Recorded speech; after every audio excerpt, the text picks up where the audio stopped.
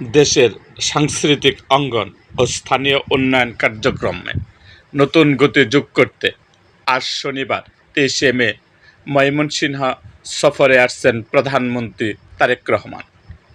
জাতীয় কবি কাজী নজরুল ইসলামের জন্মজয়ন্তী উদযাপন, উন্নয়ন প্রকল্প উদ্বোধন এবং দলীয় নেতাদের সঙ্গে সাংগঠনিক বৈঠক সব মিলিয়ে আজ দিনব্যাপী ব্যস্ত কর্মসূচি রয়েছে তার। প্রধানমন্ত্রীর প্রেস উইং থেকে বিষয়টি নিশ্চিত করা হয়েছে। জানা গেছে, প্রধানমন্ত্রী আজ সকাল ৯টায় ঢাকা থেকে সড়ক পথে ত্রিশালের উদ্দেশ্যে রওনা দেবেন। দুপুর 12টায় তিনি একটি খাল খনন কর্মসূচির উদ্বোধন করবেন।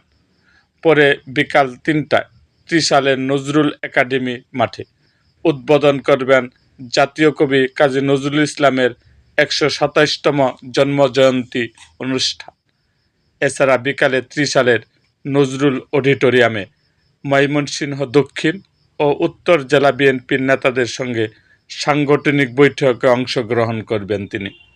সন্ধ্যা 6:30টায় ঢাকার উদ্দেশ্যে রওনা দেওয়ার কথা রয়েছে প্রধানমন্ত্রীর আগমনকে কেন্দ্র করে ইতিমধ্যে সার্বিক প্রস্তুতি সম্পন্ন করেছে ময়মনসিংহ জেলা প্রশাসন।